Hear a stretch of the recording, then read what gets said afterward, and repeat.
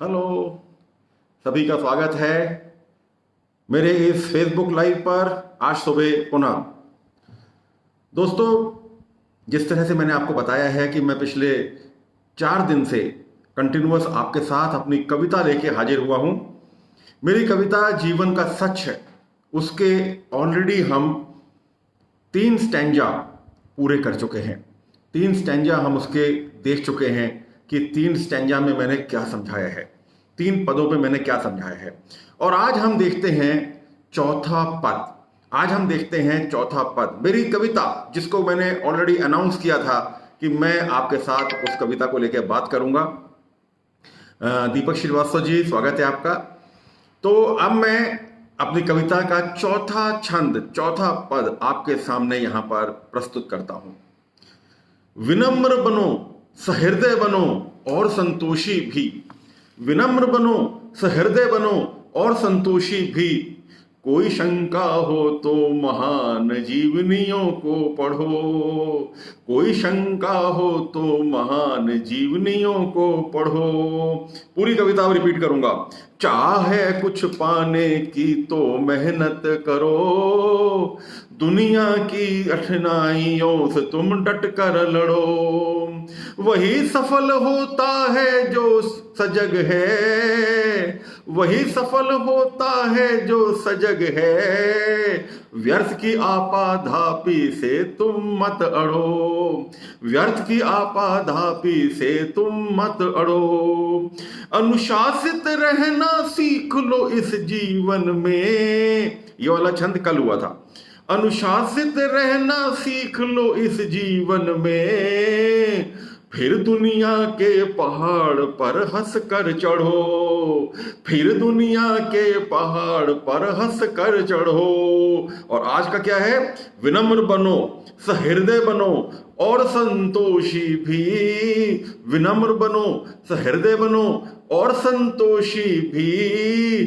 कुछ शंका हो तो महान जीवनियों को पढ़ो। कुछ शंका हो तो महान जीवनियों को पढ़ो। तो मित्रों, विनम्र बनो, सहृदय बनो और संतोषी भी। जीवन का सार इसके अंदर है। जीवन का सार इसके अंदर है। विनम्रता एक ऐसा आभूषण है जो हर चीज को खरीद सकती है। सहृदयता ऐसा आभूषण है जिसको आप पहनकर अपना जीवन अच्छे से अच्छा सफल कर सकते हैं।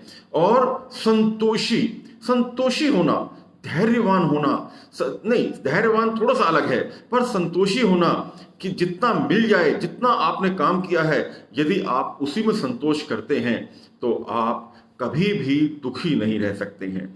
आप देखिए, सब कुछ होने के बाद भी यदि हम और रोते रहें और अपनी ऊर्जा व्यस्त करते रहें और दूसरों से कंपेयर करते रहें कि मेरे पास तो ये छोटी गाड़ी है, उसके पास बड़ी गाड़ी है, मेरा तो मकान बहुत छोटा है, उसका बहुत बड़ा है, मेरे बच्चे तो किसी काम के नहीं हैं, उसके बच्चे बहुत अच्छे हैं, मेरे पास तो पैसा बहुत कम है, उसके पास पैसा बहुत है। यदि इस तरह से हम हमेशा कंपेयर करते रहेंगे तो कभी भी जिंदगी में सफल नहीं हो पाएंगे और कभी भी चैन की नींद नहीं सो पाएंगे। अरे उनसे पूछिए जिनके पास गाड़ी नहीं है, उनसे पूछिए जो जिंदगी भर से किराए के मकानों में रह रहे हैं, उनसे पूछिए जिनके बच्चे ही नहीं है, और उनसे पूछिए जिनके पास सिर्फ आज के गुजारे का पैसा है, कल का पता नहीं है।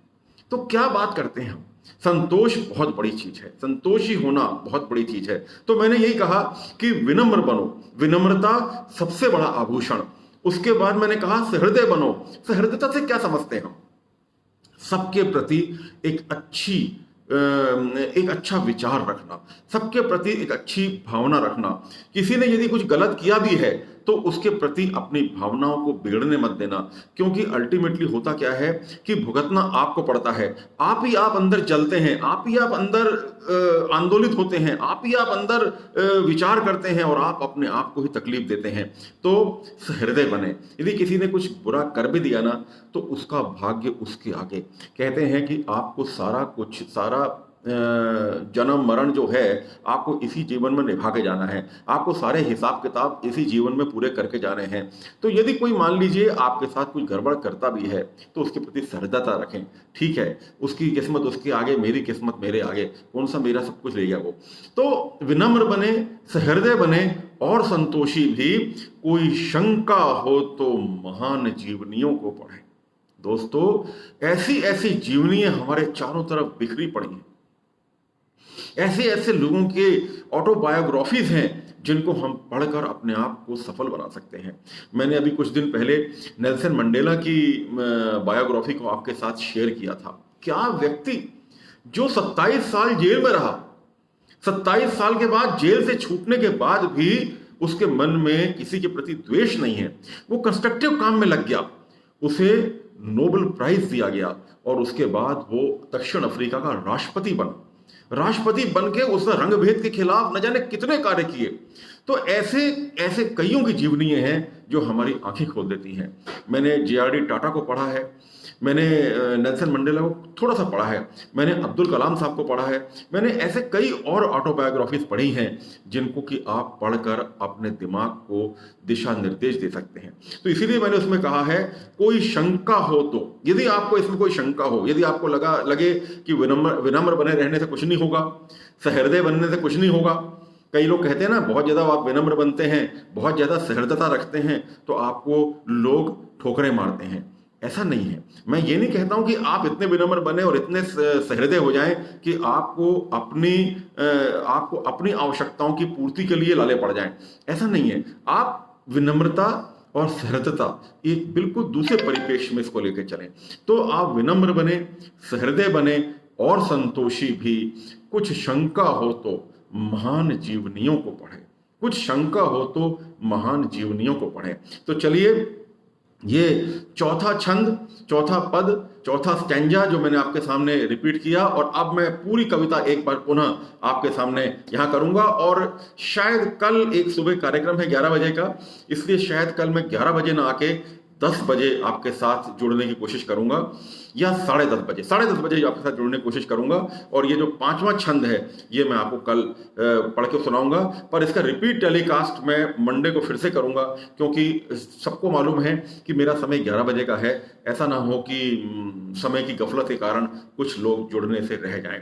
तो चाहे कुछ पाने की तो मेहनत करो, दुनिया की कठिनाइयों से तुम डट कर लड़ो, वही सफल होता है जो सजग है, व्यर्थ की आपाधापी से तुम मत अड़ो। अनुशासित रहना सीख लो इस जीवन में, अनुशासित रहना सीख लो इस जीवन में, फिर दुनिया के पहाड़ पर हंस कर चढ़ो। विनम्र बनो, सहृदय बनो और संतोषी भी, विनम्र बनो, सहृदय बनो और संतोषी भी। कोई शंका हो तो महान जीवनियों को पढ़ो। और कल आखिरी इसका छंद, इसका जिसको मक्ता कहते हैं, वो आखिरी कल इसका आखिरी छंद मैं आपके साथ डिस्कस करूंगा। मेरी बेटी भी जुड़ी हुई है, थैंक यू वेरी मच। और जितने भी लोग जितने भी साथी मेरे जुड़े हुए हैं, जो मुझे यहाँ और नहीं दिख पा रहे हैं, जिनका सिर्फ नाम आ रहा है उनको मैं देख पा रहा हूँ, मैं आप सबका शुक्रगुजार हूं। और कल फिर से आपके साथ इसी प्लेटफॉर्म पर मैं अपनी कविता का आखिरी पद लेकर हाजिर होऊंगा। तब तक के लिए thank you very much, have a nice day.